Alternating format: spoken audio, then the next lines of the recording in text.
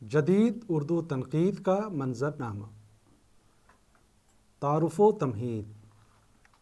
جدید اردو تنقید کی تاریخ میں سن 1960 کے بعد یعنی جدیدیت کے آغاز کے ساتھ یقیناً کئی نمایاں تبدیلیاں واقع ہوئیں، لیکن اس کا مطلب قطعی یہ نہیں ہے کہ جنوری 1960 کی آمد کے ساتھ ہی کوئی انقلاب سا رونما ہو گیا ہو.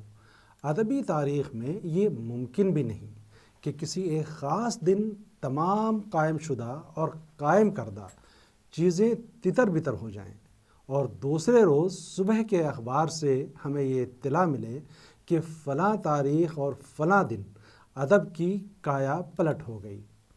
1939 تا 1959 تک کا یہ طویل 20 برسوں کا زمانہ جدید ادبی تنقید یا نئی حیاتی تنقید کی بنیادوں کو وضع کرنے میں بڑا اہم کردار ادا کرتا ہے. پھر یہی نہیں، شاعری اور فکشن میں ترقی پسند رجحانات کے علاوہ لبرلزم کا وہ رویہ بھی بڑی شدت سے اپنا کام کر رہا تھا، جس کی پشت پر ایک طرف فرانسیسی آوانگارڈ شعراء کے غیر منظم نثری بیانات اور تخلیقی میلانات کا پورا ایک پس منظر تھا، دوسری طرف D H Lawrence, Eliot, Lewis, Empson وغیرہ کے علاوہ فرائڈ کی نفسیاتی توضیحات اور تصورات بھی نئے اقداری انضمامات پر مہمیز کر رہے تھے، جن کی طرف محمد حسن عسکری نے بار بار اپنے جائزوں میں اشارے بھی کیے تھے، اور احمد علی جیسے ترقی پسند بھی نئی حیاتوں اور علامتی اسلوب کی معنویت اور ٹی ایس ایلیٹ کے حوالوں کو خاص اہمیت کے ساتھ ترجیح دے رہے تھے. اس نئی تخلیقی اور تنقیدی فضا کو تیار کرنے میں ساقی، ادبی دنیا، نیا دور، ادب لطیف اور سوغات وغیرہ نے بھی زبردست حصہ لیا تھا. چھٹی دہائی کے بعد یہ لے تیزی سے پروان چڑھی اور اس میں استحکام کے آثار بھی پیدا ہوئے. یہی وہ فضا تھی جس میں آل احمد سرور جیسے کلاسیکی ذہن رکھنے والے نقاد بھی تھے، جن کی ذہنی تشکیل کلاسیکی ادب و جمالیات کے زیر اثر ہوئی تھی اور جن کے خمیر میں کشادہ نفسی کا جوہر بھی شامل تھا. دوسرا نام کلیم الدین احمد کا ہے، جن کا مذاق نیا تھا اور لبرل یعنی ادب فہمی کا ایک سبق انہوں نے لیوس سے ضرور سیکھا تھا کہ تنقید نہ تو تعدیل و توازن کا نام ہے، نہ کشادہ نفسی کے مظاہرے سے وہ اعتبار کا درجہ حاصل کر سکتی ہے، نہ عمومی قبولیتوں کو از سر نو بحال کرنے کے معنی قدر سنجی کے ہیں. اسی لیے رد و نسخ کو انہوں نے اپنا بنیادی کلمہ بنایا اور مفاہمہ مکتبی رویوں کے برخلاف ادب کو نام نہاد آفاقی اصولوں کی روشنی میں سمجھنے کی ترغیب دی. سبق کا مقصد. جدید اردو تنقید نے جن ادبی اور فنی مسائل کو اپنی بحث کا موضوع بنایا تھا، ان کا رجحان حیت کی طرف زیادہ تھا. ہر تخلیقی فن پارہ مختلف عناصر سے ترکیب پاتا ہے، ان میں باہمی ربط ہونا ضروری ہے، اس سے ملنے والی مسرت باللوث ہوتی ہے. ادب ایک خاص طرح کا علم مہیا کرتا ہے، ایسا علم جو دوسرے علوم مہیا نہیں کر سکتے. ادب میں زبان کی خاص اہمیت ہے، یہ عام زبان سے مختلف ہوتی ہے. اس قسم کی زبان کو مجازی زبان کہا جاتا ہے. استعارہ، علامت اور پیکر تخلیقی زبان کے وسیلے ہیں. ادب کا کام شخصیت کا اظہار ہے، نہ جذبے کا اظہار اس کا مقصد ہے، بلکہ اس کا کام محض تجربے کی ترسیل ہے. جدید اردو تنقید کا پس منظر. اردو میں نئی تنقید کا پس منظر میرا جی نے تیار کیا تھا. ان کے مغربی معاصرین میں Richard, T S Eliot, F R Leavis اور ولیم ایمپسن جیسے عہد ساز نقاد تھے، لیکن ان نقادوں کی یہ ایک اکادمیاتی حیثیت بھی تھی۔ میرا جی نے انہیں اپنا حوالہ نہیں بنایا۔ دوسری طرف مارکس اور اینگلز کے فلسفہ ادب کے نئے تعبیر سازوں میں Fox, James T Farrell, Christopher Caudwell وغیرہ کے خیالات نئے ذہنوں کو اپنی طرف مائل کر رہے تھے۔ میرا جی نے انہیں بھی لائق اعتنا نہیں سمجھا اور صرف ذات کے تجربے پر زور دیا۔ میرا جی کا ذہن تخلیقی تھا۔ انہیں 19ویں صدی کے نصف آخر کے ان شعراء کے تصورات شعری میں ایک جہان نو بنو پر از امکان نظر آیا، جو شاعری کی ایک نئی قواعد مرتب کر رہے تھے اور جن کا مذاق لسان رومانوی شعراء سے کہیں زیادہ دھماکہ خیز تھا۔ ان شعراء میں بادلیئر، ملارمے اور ریمبو کا شمار آوانگارد میں کیا جاتا ہے۔ ان کا اصرار زبان کی علامتی اور تخلیقی استعداد کے استعمال اور اشیاء کے بجائے اشیاء کے تصور پر تھا۔ گویا محسوسات اور اشیاء کو راست پیش کرنے کے بجائے زبان کے ناراست طریقوں سے اس طور پر ان کی بعض تخلیق کی جائے کہ معنی کی اضافی قدر قائم رہے۔ کسی تخلیقی فن پارے کا مکمل ابلاغ اس لذت اور تخیل آفرینی سے محرومی کے مترادف ہے جو نامکمل ابلاغ سے وابستہ ہوتا ہے۔ ادب کی تاریخ میں ابہام کا یہ تصور قطعاً نیا تھا۔ میرا جی نے ملارمے کے اس خیال کو اپنے تصورات میں خاص جگہ دی تھی کہ کسی شے کو اس کے مروجہ نام سے پکارنا شعر کے 3/4 حسن کو زائل کر دینا ہے۔ شعر کا حسن اس احساس مسرت میں پنہاں ہے جو آہستہ آہستہ معنی کی گرہ کشائی سے حاصل ہوتا ہے۔ ملارمے یہ بھی کہتا ہے کہ بتدریج کسی شے کا حیولہ تیار کرنا تاکہ ہم اس کی روح کو پا سکیں، یا اس کے برعکس کسی شے کو لے کر تعبیرات کے ایک ایسے سلسلے سے اس کی روح کا جلوہ دکھانا اس ابہام اور اشاریت کا کمال ہے۔ شاعری میں ہمیشہ ایک چیستہ چاہیے اور ادب کا مقصد سوائے اس کے اور کچھ نہیں کہ وہ تخیل کی مدد سے اشیاء کی تخلیق کرے۔ میرا جی نے اپنی تحریروں میں وضاحت، تعمیم اور تفصیل کو شاعری کے بنیادی تقاضوں کے منافی قرار دیا اور اجمال و ایجاز کی حامل ایسی زبان کو فوقیت دی جو برہنہ گفتاری کو رد کرتی ہو۔ دراصل علامت بلکہ علامتی ابہام وہیں واقع ہوتا ہے جہاں لفظ و معنی کے مابین بود اور کشاکش ہوتی ہے۔ جدید نقادوں کی ذہنی تشکیل میں میرا جی کے تجربہ ذات اور حیت کے نامیاتی تصور کے علاوہ زبان کے اس تصور نے خاص رول ادا کیا جو فوری ابلاغ کے منافی ہے۔ میرا جی نے اس نئی شعریات سے متعارف کرایا تھا جسے آوانگارد شعراء نے وضع کیا تھا۔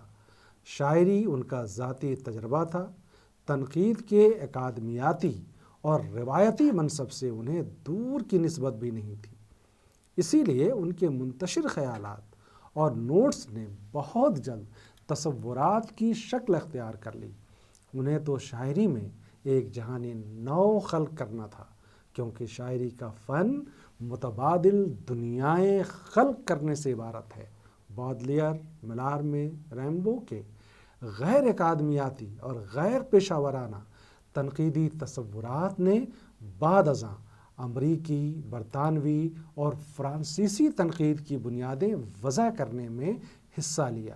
آئیے Richards, Eliot, Leavis, Ransom, Allen Tate اور ان کے علاوہ روسی حیت پسندوں نے شاعری اور شاعری کی فہم کے لیے جو نظریے قائم کیے، اندر ہی اندر ان کے سروں کو آوانگارد کے خیالات میں تلاش کیا جا سکتا ہے۔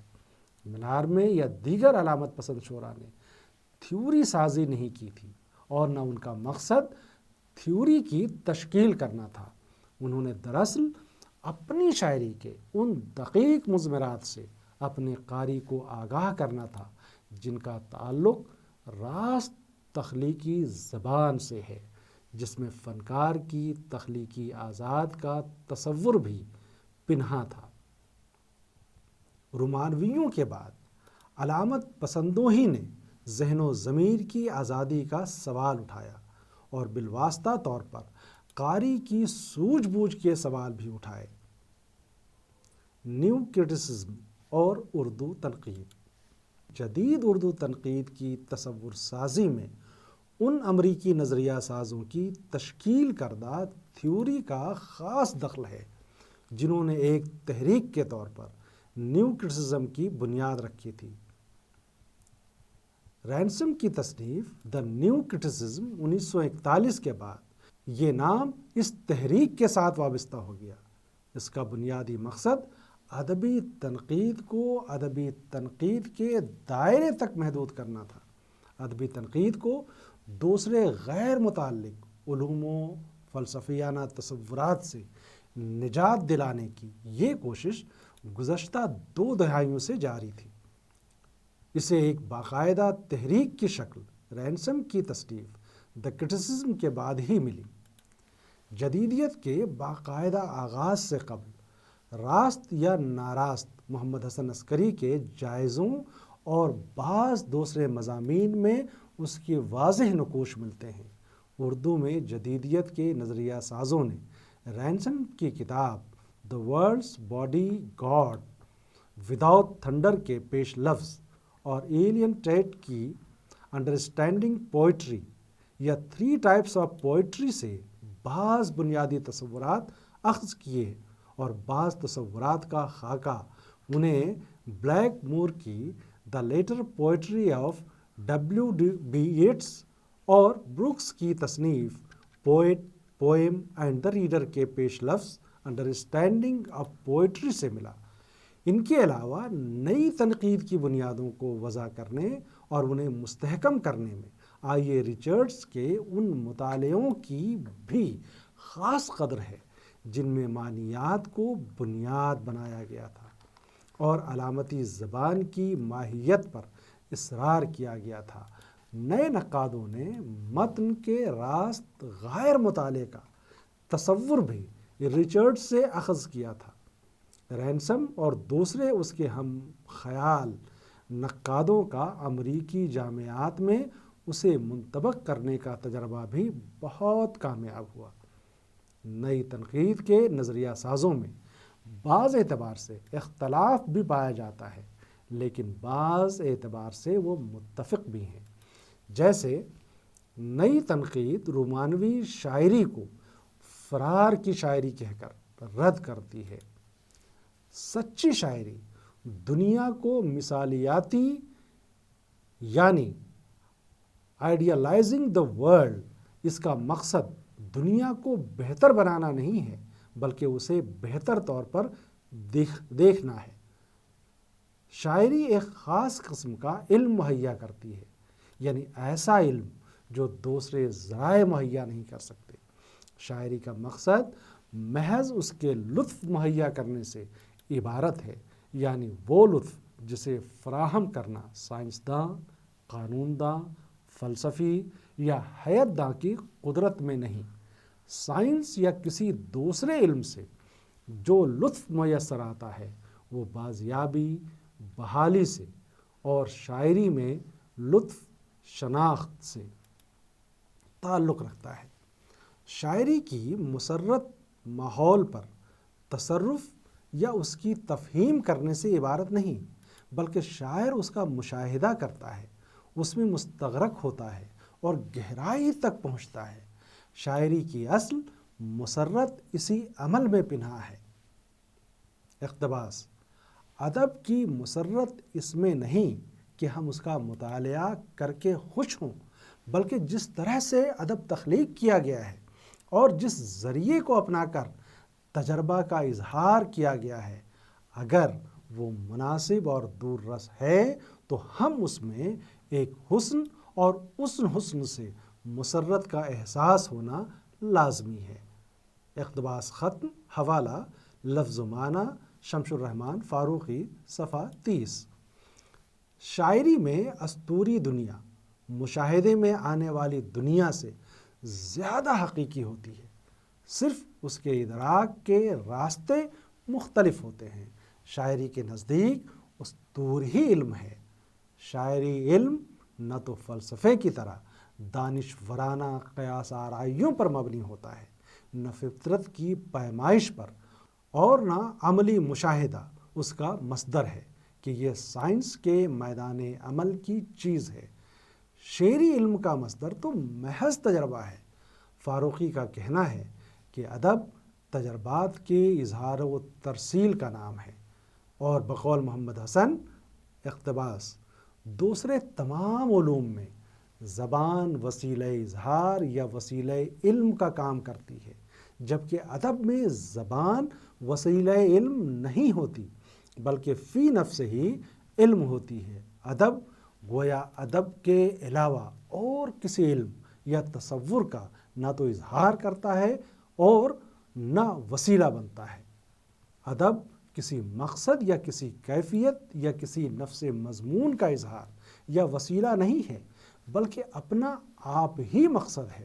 اس کا ثبوت یہ ہے کہ وہی بات، وہی نفس مضمون اگر کسی مخصوص پیرائے میں ادا نہ کیا جائے تو وہ ادبی کیفیت کھو بیٹھتا ہے۔ مثلاً کسی شعر کے مفہوم کو اگر سیدھے سادے الفاظ میں بیان کر دیا جائے تو مفہوم جوں کا توں رہنے کے بعد ہی وہ اپنی شعریت کھو دیتا ہے، کیونکہ شعری کیفیت شعر کی اس ترتیب میں پوشیدہ ہے جو خود علم ہے۔ اسی خیال کو ایلن ٹیٹ نے پیش کیا ہے اور اس پر اصرار کیا ہے کہ سائنس کا بخشا ہوا علم جزئی، ناقص اور دیومالائی یا خرافاتی میتھیکل ہے، جبکہ شاعر کا دیا ہوا علم حقیقی ہوتا ہے، کیونکہ اس کی بنیاد ذاتی تجربے اور واردات پر ہوتی ہے۔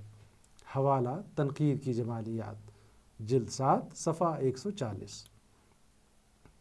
جسے رینسم خواہش سے عاری یعنی ڈیزائر لیسنس سے تعبیر کرتا ہے۔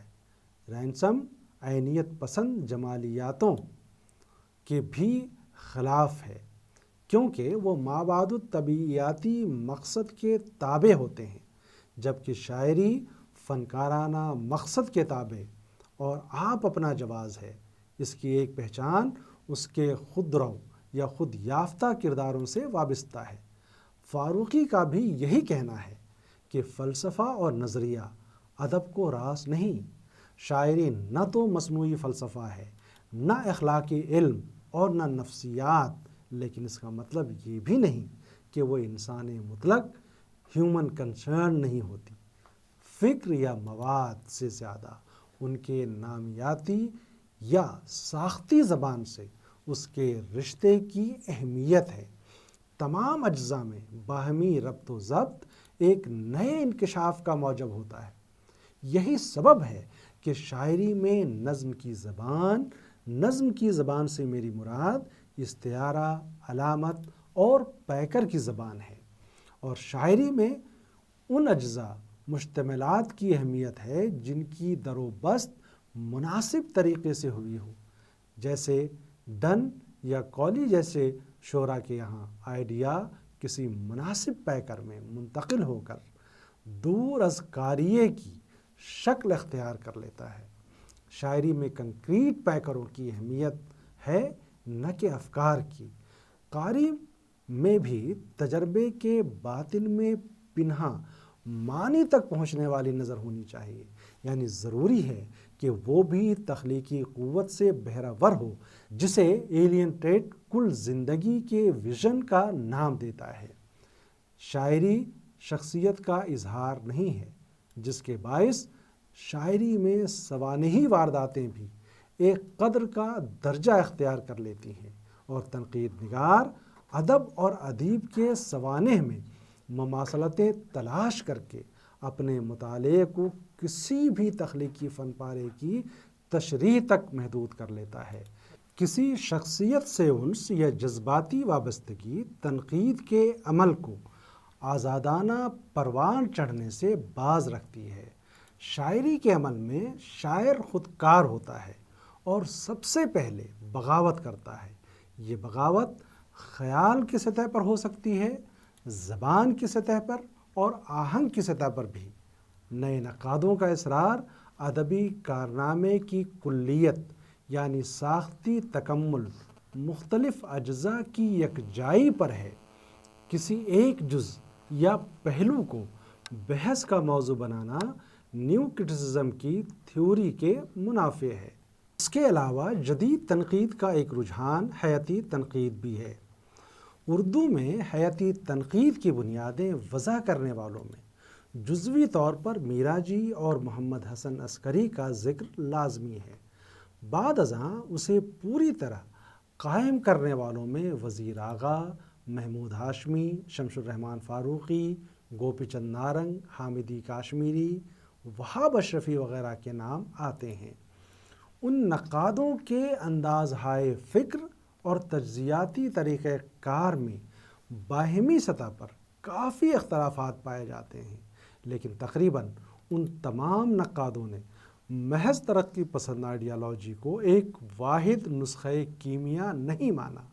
باقر مہدی، دیویندر اسر، وحید اختر اور عمیق حنفی نے اکثر مقامات پر مارکسی فلسفے کی فوقیت سے انکار نہیں کیا ہے، لیکن انہوں نے انسانی وجودی تجربات کی وسعتوں اور رنگا رنگی کو بھی خاص اہمیت دی ہے۔ اسی نسبت سے ان کی تنقید کئی فلسفیانہ جہتوں کا احاطہ کر لیتی ہے۔ وارث علوی بعض جدید مغربی نقادوں سے متاثر ضرور ہوئے، لیکن انہوں نے علم اور اپنے تاثر ہی کو ادب فہمی کی بنیاد بنایا۔ وارث علوی جیسی انسان فہمی اور اس کے بے شمار صورتیں محمود ہاشمی، شمس الرحمن فاروقی، حامدی کاشمیری اور فضیل جعفری کے یہاں اس لیے دکھائی نہیں دیتی کہ ان نقادوں کا سارا اصرار لفظ و حیت کی قدر پر ہے۔ ان نقادوں نے معنی کے اس تفاعل کو فوقیت دی جو کسی بھی فن پارے کی لسانی ساخت میں واقع ہوتا ہے۔ فاروقی کے اعلیٰ درجے کے کام وہی ہیں جو جامعاتی نصاب کی ضرورت کو پورا کرتے ہیں اور جن کا وقار تحقیقی عنصر کی کارفرمائی سے اور دوبالا ہوا ہے۔ مغنی تبسم اور گوپی چند نارنگ نے اسلوبیات کو بنیاد بنایا۔ گوپی چند نارنگ نے اسطور فہمی سے بھی کام لیا اور علامتی اور استعاراتی مفاہیم کے حوالے سے بھی۔ فاروقی نے شاعری میں اس ادبیت کی قدر کو اجاگر کیا جو ادبی اور غیر ادبی تحریر میں امتیاز قائم کرتے ہیں۔ شمیم حنفی نے ادب کی فلسفیانہ بنیادوں کو مطمح نظر رکھا، تاہم اسلوب، حیت اور ساخت کے مطالعے میں جمالیاتی ترجیح سے صرف نظر بھی نہیں کیا۔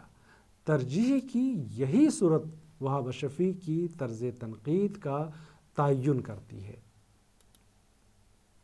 1960 کے بعد جب ہمارے یہاں جدیدیت پر گفتگو نے محاورے کی شکل اختیار کر لی تھی، مغرب میں ان دنوں مابعد جدیدیت مکمل طور پر ایک مسئلہ بن چکی تھی۔ اسے ایک عام اصطلاح کے طور پر ان تبدیلیوں اور نئے رویوں کے ضمن میں استعمال پر کیا جانے لگا تھا جو 1940 سے 1950 کے درمیان ادب، فن، موسیقی، آرکیٹیکچر اور فلسفہ وغیرہ میں رونما ہو رہے تھے۔ مابعد جدیدیت کی تشکیل میں ساختیات اور پس ساختیات کے مختلف نو تصورات کی خاص اہمیت ہے۔ مختصراً ہم یہ کہہ سکتے ہیں کہ جدید اردو تنقید نے جن ادب و فن کے مسائل کو اپنی بحث کا موضوع بنایا اور جن نتائج تک پہنچتی ہیں وہ حسب ذیل ہیں۔ شاعری کو شاعری بنانے والے عناصر ایک دوسرے پر اثر انداز ہوتے ہیں اور ایک دوسرے کے ساتھ مل کر کسی تخلیق کے ایک منظم کل کی تشکیل کرتے ہیں۔ تناؤ میں توازن واقع ہونے پر بھی کسی فن پارے میں تخلیقی وحدت قائم ہوتی ہے۔ معنی کا پیچیدہ تفاعل شاعری کی نفسیاتی اثر انگیزی میں مضمر ہے۔ رچرڈز، جسے فاروقی نے کوئی خاص اہمیت نہیں دی ہے، بجائے اس کے اور رچرڈز کے خیال کے برخلاف معنی کے اس پیچیدہ تفاعل کو فوقیت دی جو کسی بھی فن پارے کی لسانی ساخت میں واقع ہوتا ہے۔ تمام ادبی فن پارے زبان کے اسٹرکچر ہیں۔ زبان کے خمیر میں گتھے ہوئے رابطوں اور حوالوں کو زیادہ سے زیادہ بروئے کار لانے سے شعری تأثر خلق ہوتا ہے۔